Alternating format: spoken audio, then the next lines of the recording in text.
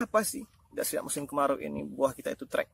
Ya karena airnya sudah menurun. Tapi kan tidak mungkin kalau kita harus membuat kolam di kebun sawit kita sekian lebarnya.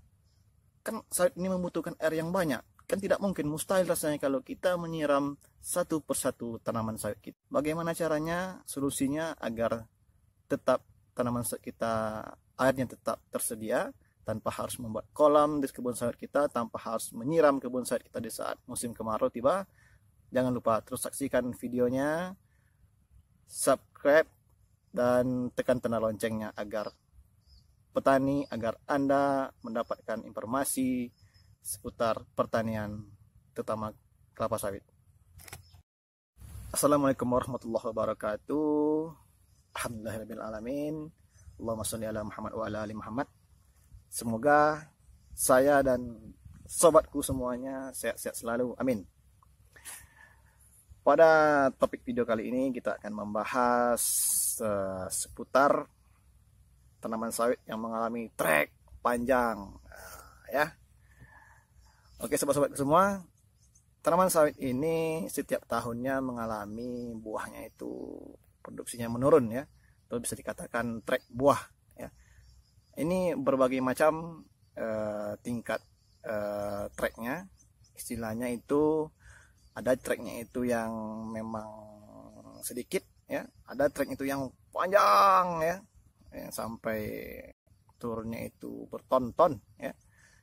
Biasanya itu dapat kalau stabilnya itu buah sawitnya biasanya dapat 3 ton dalam 2 hektar. Nah ini bisa dapat dalam hanya dapat 1 ton sobat-sobatku. Nah, itu sangat merugikan terhadap ekonomi kita kalau kita tidak tahu solusinya dalam permasalahan buah trek ini, sobat-sobatku semua. Hal yang pertama yaitu kebun sawit kita kenapa trek buahnya, faktor iklim, cuaca. Nah, kan cuaca di Indonesia ini ada 2 macam iklimnya, musim penghujan dan musim kemarau. Di saat musim kemarau ini buah kita itu biasanya itu mengalami trek ya. Itu tidak hanya Anda saja yang mengalami trek buah, itu rata-rata pekebun sawit kita itu mengalami trek buah, dan juga perusahaan biasanya juga mengalami trek buah di saat musim kemarau. Nah kenapa sih di saat musim kemarau ini buah kita itu trek? Ya karena airnya sudah menurun, kapasitas air di tanah kita itu sudah menurun, sudah sedikit ya, karena tidak adanya hujan. Sementara tanaman sawit kita memerlukan air yang cukup ya. Itu saya baca di beberapa literatur itu bisa 15 liter satu hari sobat-sobatku. Satu pokok sawit bisa menghabiskan air sekitar 15 liter dalam satu hari. Nah bagaimana kalau tanaman sawit kita ada 100 ya, ada 1000 pokok ya, tentunya ini akan membuat tanah di sekitar tanaman sawit kita itu akan menjadi kering ya. Nah sementara air ini adalah sesuatu yang penting yang sangat dibutuhkan terhadap perkembangan tanaman sawit kita, terhadap fotosintesis tanaman sawit kita. Karena di dalam berfotosintesis tanaman itu memerlukan air untuk membentuk zat hijau daunnya, itu mengangkut haranya itu ke setiap cabang-cabang tanamannya, ke setiap sel-sel tanamannya itu membutuhkan air. Oke, sobat-sobat semua. Nah, solusi yang bisa kita gunakan di dalam persoalan ini adalah dengan pada tanaman sawit kita itu kita harus memberikan pupuk organik atau pupuk kompos ya. Bisa itu dari kompos atau pupuk kotoran ayam atau pupuk kandang ya, maupun pupuk kompos dedaunan dan lain-lainnya, maupun pupuk dari tangkos kelapa sawit sendiri.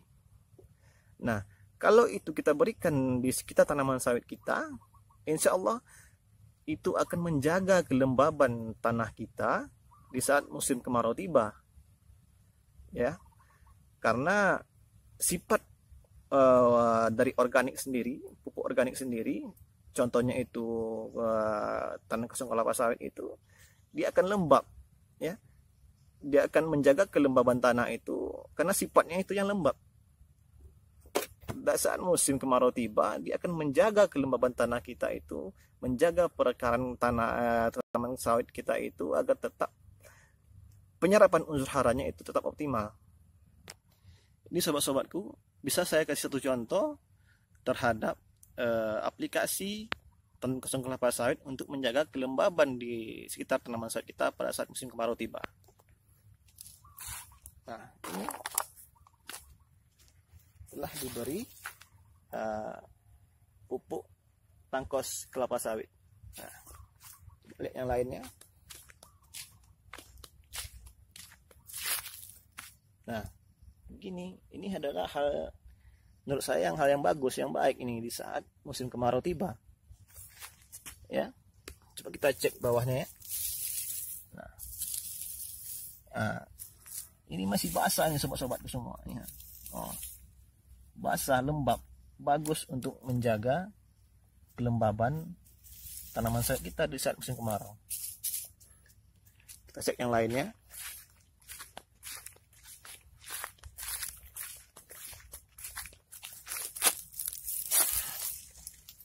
Nah, ini tetap basah dia. Di samping itu juga menyediakan unsur organik untuk tanaman sawit kita, yang mana unsur organik ini sangat diperlukan oleh tanaman.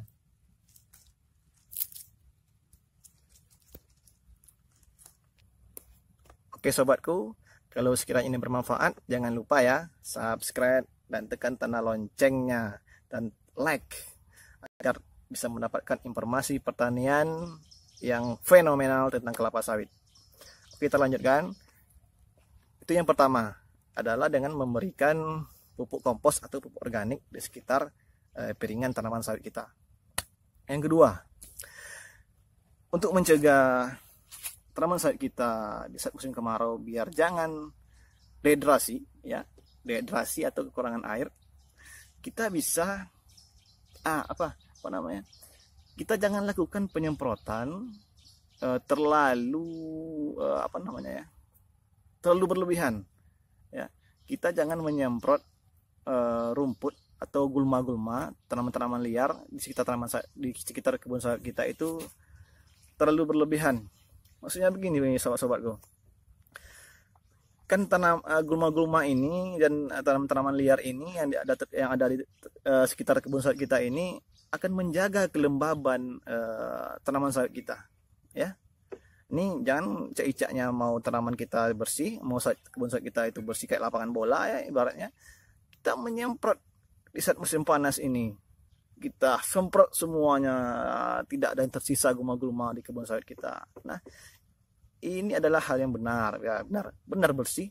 Tapi kalau di saat musim kemarau tiba, ini akan membahayakan, akan mengurangi kapasitas kelembaban, kapasitas air di sekitar kebun sawit kita. Sebaiknya di saat musim kemarau tiba, kita mengurangi penyemprotan ya, mengurangi penyemprotan gulma-gulma, penyemprotan tanaman-tanaman liar, tumbuh-tumbuhan liar di sekitar kebun sawit kita. Kita hanya cukup menyemprot bagian pasar pikul saja atau bagian piringan tanaman sawit kita. Yang lainnya biarkan aja gulma itu ya tumbuh, tidak masalah selagi tidak mengganggu perakaran tanaman sawit kita ya sobatku. Nah, itu dia. Nah, yang ketiga sobat-sobatku semua, yang ketiga itu Anda bisa tingkatkan pemakaian pupuk KCL atau kalium ya. Daripada Anda memberikan pupuk yang lain, urea, TSP atau yang lainnya, sebaiknya hanya Anda dulukan pupuk KCL di kebun sawit Anda, sobat-sobatku. Karena pupuk KCL ini yang berbahan yang kandungannya itu kalium, ini sifatnya salah satunya yaitu menguatkan daya tahan tanaman kita terhadap kekurangan air ya. Itu salah satu keunggulan dari pupuk kalium yang ada unsur kaliumnya ya, atau pupuk, contohnya pupuk KCL. Daripada Anda menggunakan pupuk yang lainnya, pada saat musim kemarau Anda lakukan pupuk dengan pemakaian pupuk KCL. Oke sobatku, sekian dulu tips dan trik kelapa sawit terfenomenal dari saya. Kalau ada salah kata mohon maaf. Kalau bermanfaat silakan subscribe, lonceng, dan like. Wassalamualaikum warahmatullahi wabarakatuh.